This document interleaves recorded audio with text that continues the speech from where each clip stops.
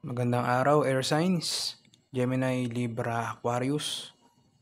Ngayong araw, check natin kung ano ang mensahe sa iyo ng mga baraha. Linawin ko lang po, ito ay general reading lamang. Ibig sabihin, pwede makarelate ka at pwede ring hindi.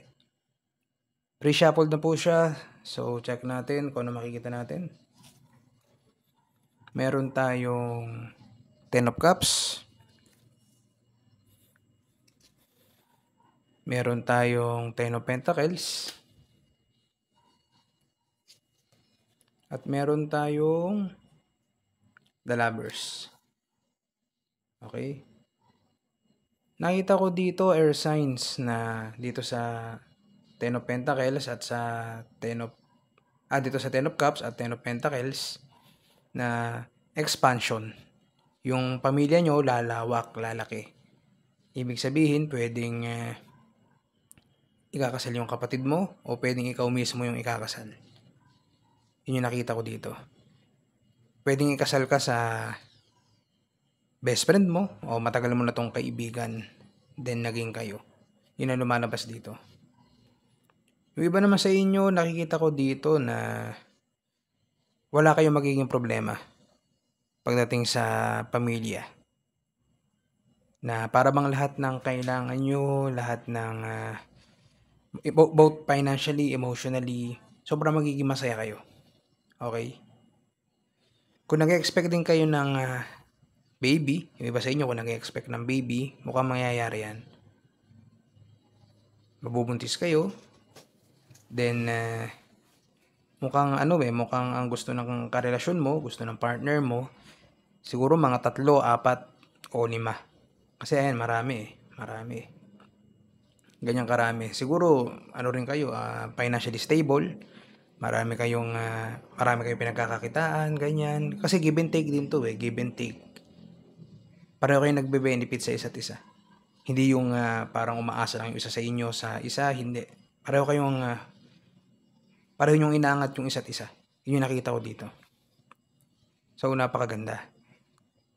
Yung iba naman sa inyo, nakita ko rin dito na kung ipapakilala kayo ng karelasyon mo sa pamilya niya, huwag kang mag-alala kasi matatanggap ka.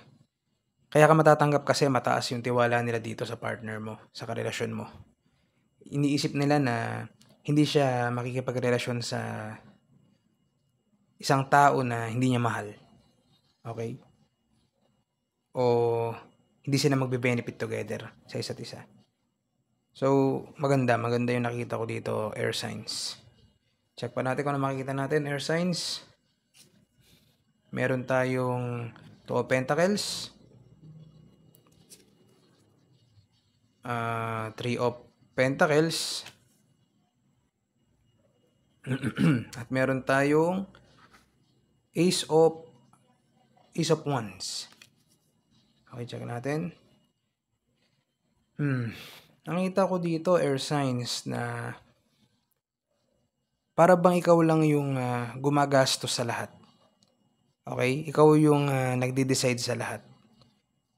Parang ikaw yung bossing sa bahay. Kung meron kang karelasyon, lumalabas dito na ikaw lagi yung nasusunod. Okay? So, mas mainam na pag-usapan nyo yung mga bagay-bagay. Kasi napakaganda kung kasi nga kaya nga tinawag na relationship Hindi lang siya pang-isahan. Kailangan pareho kayong kumikilos, pareho kayong nagtutulungan. Okay? Kasi ayun nga, Three of Pentacles, teamwork yan, teamwork. So, kailangan nyo ng teamwork. Yan lumalabas dito. Kung kaya mo bigyan ng negosyo, kunyari, kasi ito nga, money. Two of Pentacles, tapos Three of Pentacles, tapos Ace of Wands, ibig sabihin, medyo nakakangat ka sa buhay. Kung kaya mong bigyan siya ng negosyo, o bigyan siya ng puhunan para makapagnegosyo, gawin mo. Kasi kailangan mag-contribute din yung partner mo. Kailangan magkaroon kayo ng teamwork. Okay?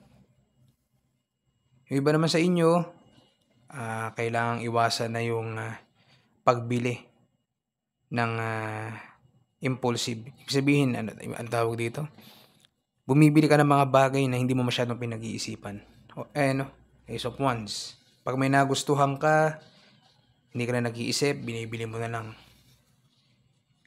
Kasi nga, tulad nga nasabi ko, financially stable ka, iniisip mo na hindi ka mawawala ng pera. Nakikitain mo naman ulit yan, pero wag ganun. Air signs. Kailangan mag-ipon ka para sa future. Ayan nga, teamwork, di ba? Ito na sinasabi ko, kailangan nyo ng teamwork. Kailangan mong i-prioritize yung mga dapat mo talagang pag-ipunan, yung mga dapat mo talagang gastusan. Kung kailangan nyo ng sasakyan, kailangan nyo ng mga bagong gamit sa bahay, kailangan nyo i-renovate, yun ang unahin mo, wag yung mga pang sarili mong kagustuhan. Okay, linawin ko lang ha, general reading lang po to. So, itong sinasabi ko na to, pwedeng ikaw to o pwedeng ito yung partner mo. Kasi itong Ace of Wands, male energy siya. So, pwedeng partner mo to. Masyado siya nasusunod. So, kailangan yung magsanib puwersa. Kailangan yung magtulungan. Okay? Yun ang lumalabas dito. Okay, maraming salamat, Air Signs. Huwag niyo pong kalimutang mag-like at mag-subscribe sa channel ko. Ganyan kaya palagi. Hanggang sa susunod. Ingat.